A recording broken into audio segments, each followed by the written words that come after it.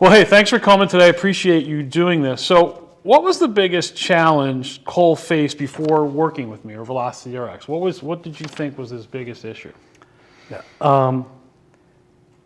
Initially when I contacted you, when I made the first appointment, it was about velocity. Here's a kid he's strong for his age, he's explosive, and how hard he was throwing. I wouldn't have put a radar gun on him, but how hard he was throwing relative to his size and strength and all that didn't seem to make sense. You felt it was less than his other, or just less for his quote unquote size and athletic ability. Exactly. Okay. Right. All right. But then leading up to the appointment, after throwing one day, he came to me and said, "Dad, my arm hurts." Oh, the bicep. The bicep pain. Yes. So It just so happened we already had the appointment with you, and he started having bicep pain based on how he was throwing.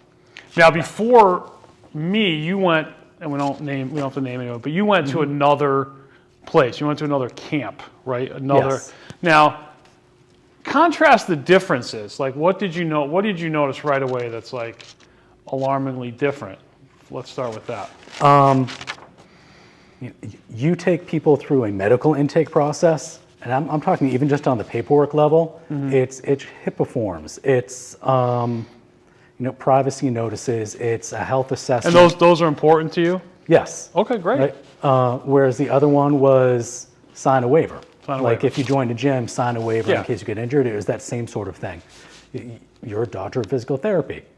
The gentleman who ran the camp we went to, I don't know that he had a background in kinesiology or anything. Okay. I think he was just certified by this national organization. Okay.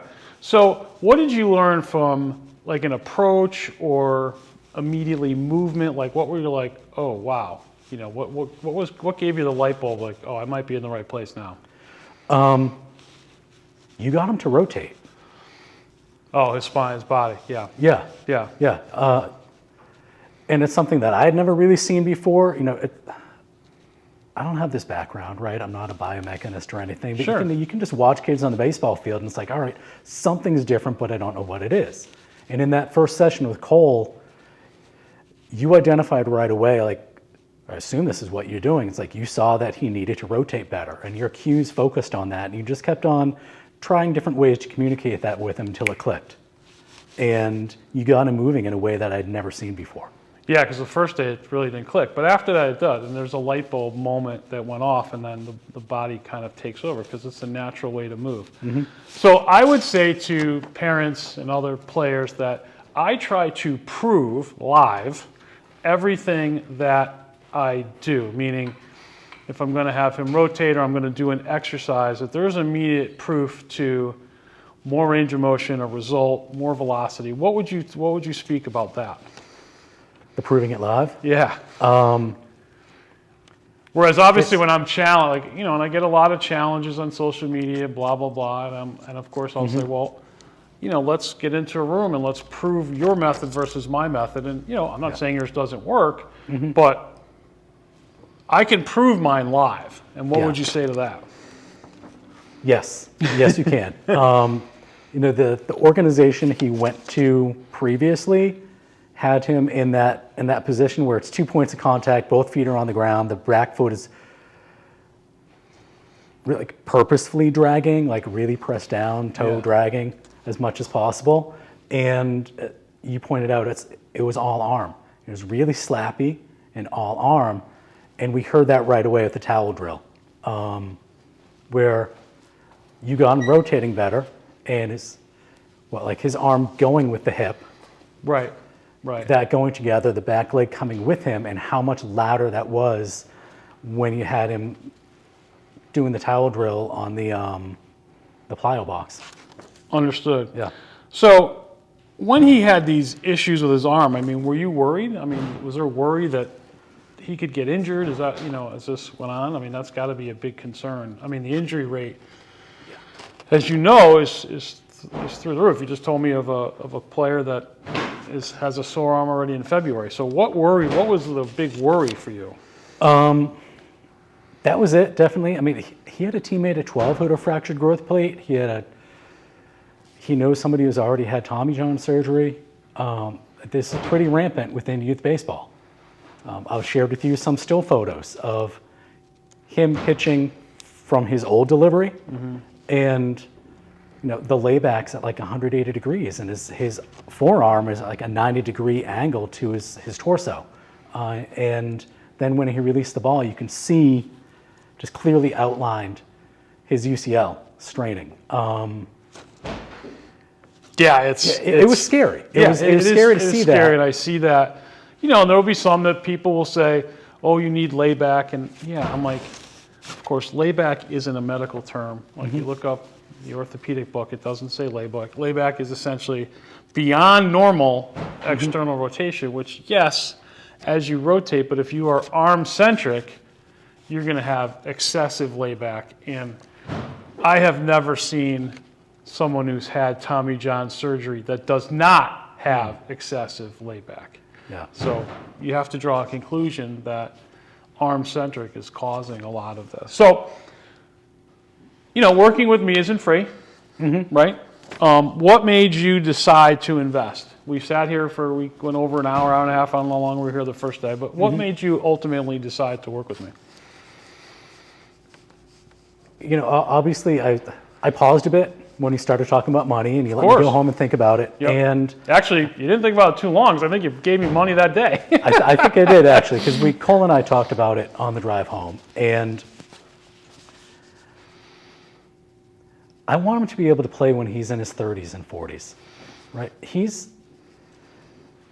had so many coaches who are like in their early 20s really should still be playing in men's leagues and pickup leagues and all of that, and they can't because they blew out their arms. Right.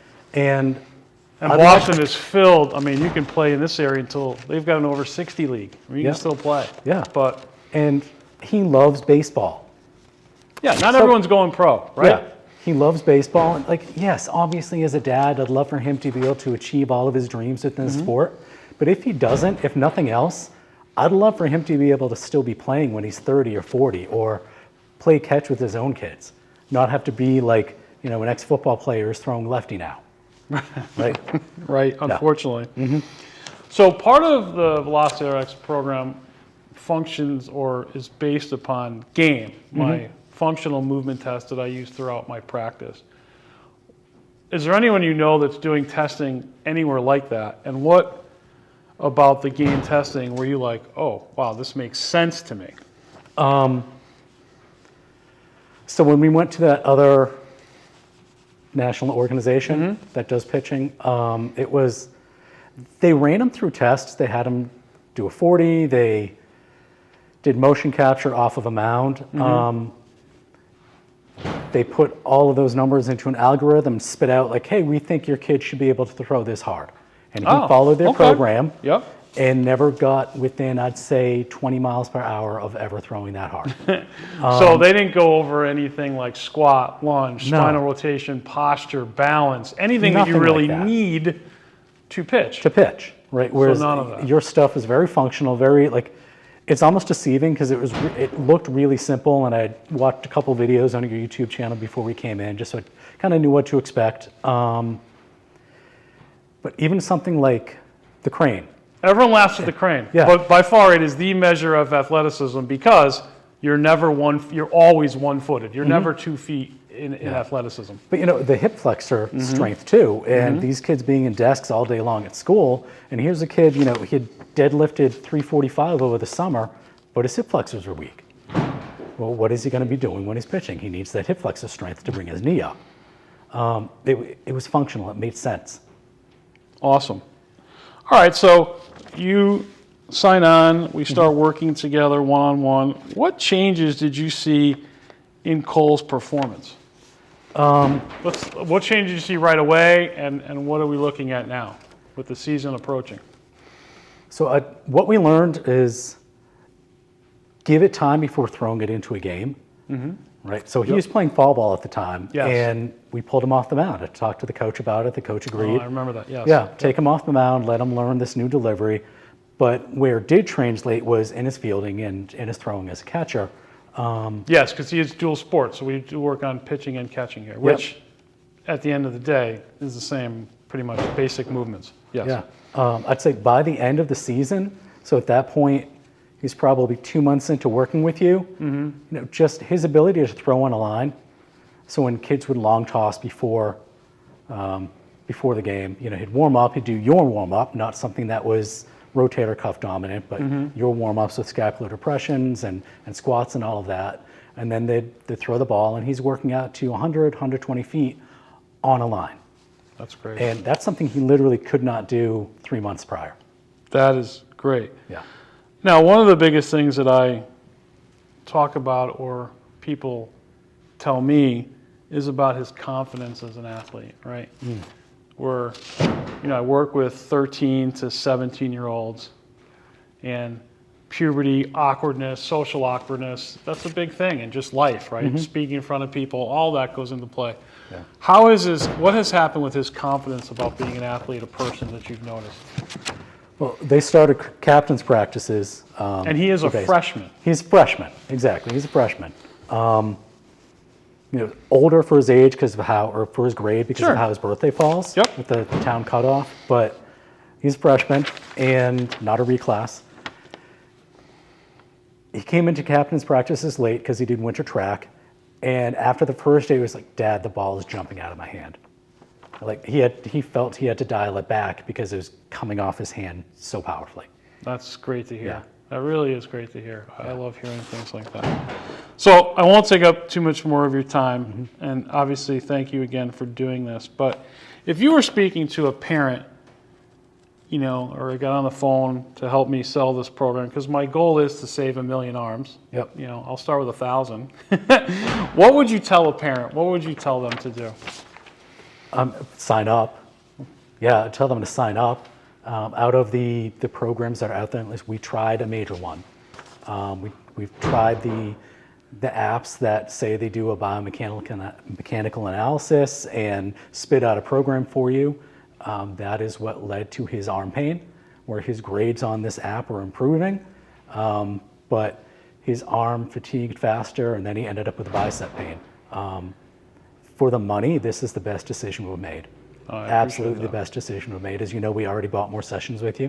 That's fantastic. Because his desire is to come back in the off season next year and keep on working on this and keep on improving. Thank you. So thanks, Mark, for doing that. And please visit velocityrx.org to get your child started with this program and help me save 1 million arms.